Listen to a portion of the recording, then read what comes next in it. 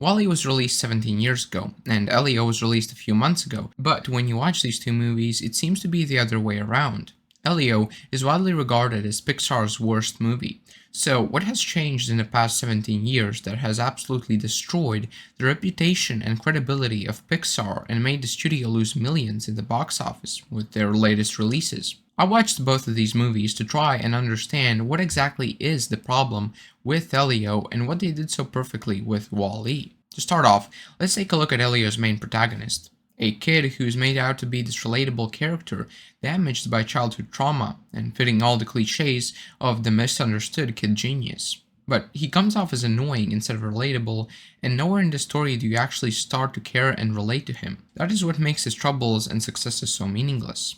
Now compare Elio with WALL-E, a small little robot roaming a planet left to die, trying to maintain some sort of humanity and care. WALL-E is a character that everyone can not only relate to, but also understand. He tries to make the best of what is given to him, and when something unexpected does happen, he acts in the most human way possible. It is this that makes us care about him as a character, and what makes the story come alive, since we see it through his eyes. That is just something that you don't get with Elio. While the writers may have tried to write in these emotional scenes, they simply come off as cheap because they have absolutely no meaning to the audience. Nobody cares about Elio, Luca, or May because they are boring characters that have surface level depth. Yet they are portrayed as these deep, meaningful people that just makes them come off as unrelatable and unengaging. WALL-E was a character that resonated with audiences because he felt real. He had real emotions and genuineness that made you feel for him. He wasn't just a plot device to move the story, he was somebody you actually cared about. I think the best way to show this contrast in characters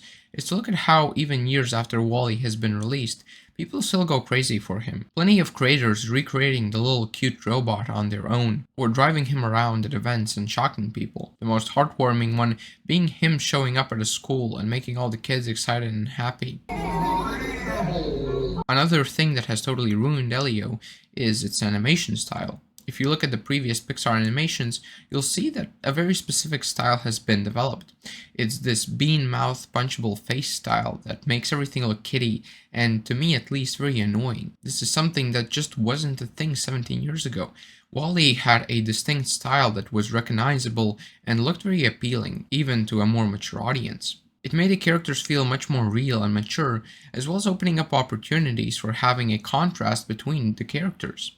With Elio, each character looks the same, and all of them feel bland and boring. They have these big baby faces and fat bodies that just infantilize the characters and the story itself. While I will say that the people in WALL-E were also fat and non-distinct, that was done on purpose, as a creative choice to illustrate how fat and lazy humans had become over the generations while dwelling in space. Not to mention that the writers of WALL-E were able to put a real human in the animation itself to better illustrate the contrast between the humans of the future and those of the past. Not to mention that 17 years ago, each movie Pixar released felt different. They had a unique style and direction that made them stand out. This is just something Pixar has forgotten how to do, with their latest 3 films having the same exact artistic style. I will say that this bean mouth style does work in 2D animation, with productions like Steven Universe or Gravity Falls, where it still allows for uniqueness and doesn't feel weird, due to 2D just being open to that kind of unrealism. So while style may not be as important as the characters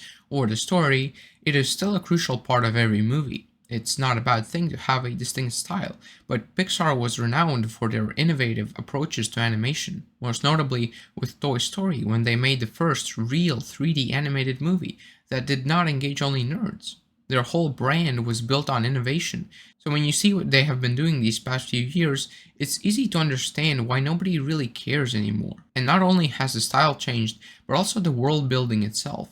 In WALL-E, you get a massive post-apocalyptic world that perfectly captures a unique aspect of humanity, and that by itself tells a story. WALL-E was able to tell a story just by showing an environment. For example, you could truly get an understanding of who WALL-E was just by looking at the home he had created for himself in the apocalypse. The things he cared about and the things he cherished. It made you connect with him as a character on a way deeper level because it wasn't just him. You could understand him through his environment. The harsh world he managed to navigate and find joy and meaning in, as well as his home, which was like a light bulb in a dark, empty void. And Elio just doesn't have this. The environment in that movie is there just so the story can be told. It has no apparent uniqueness other than to look good on the screen. Elio's room is bland and simple. It doesn't tell you anything beyond what you already knew. It doesn't surprise you or make you understand a character on a deeper level. It is just there so Elio can play a role. The most blatant example is the alien spaceship Elio finds himself on after being abducted. The writers had a chance to create something truly unique, but what they did instead is create a generic alien environment that simply looks cool. There is nothing interesting or engaging about it. It would be acceptable if the spaceship was a small part of the story, but it is one of the most engaging parts of it. So when you compare Wall-E and Elio, there's this stark contrast between attention to detail and world building. Every scene in Elio is, to me, forgettable. None of them stand out as truly unique, whereas in Wall-E, each shot is so deep and meaningful that I could look at it for a long time and still find something interesting in it. All of this is directly tied into the core problem of these new Pixar films. It is that they absolutely lack maturity and depth. I understand that these movies are primarily for children, but they are still human children who are capable of more than surface-level jokes and meaningless storytelling.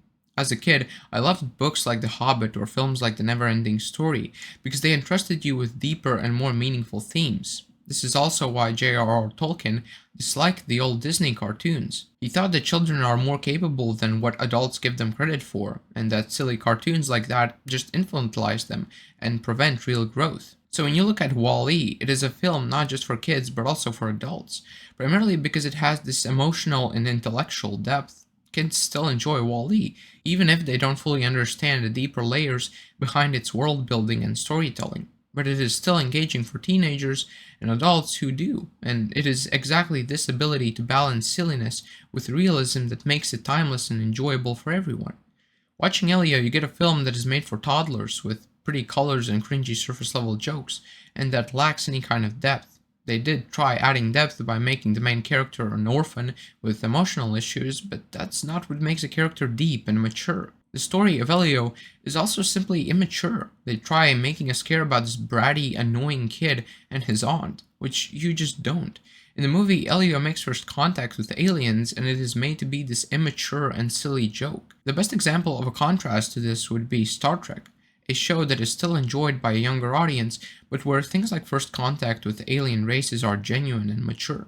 They make you think about your humanity and that of those around you, about what it means to exist and live. It isn't some mockery of humanity and things that actually mean something. It engages you on a deeper level and makes you think and develop as a human. And this was common in media years ago. E.T., for example, was a film for children where the alien was a real creature that actually existed and that you genuinely cared for. In Elio, the aliens are these foolish blobs that have no integrity or meaning. They throw around smart words and pretend to be meaningful, but all they are is silly characters without depth. And it is not to say that silliness is immature and bad. In fact, it's one of the things that made Wall-E perfect. When Wall-E and Ava are in space dancing with a fire extinguisher, it is a silly yet beautiful moment. It is one of those moments that truly showcases the depth of these characters and that moment. The problem is when silliness is your only way of showing depth and engaging viewers. So while Elio may look good, it is absolutely void of maturity, and that is what makes films like Wall-E so much better.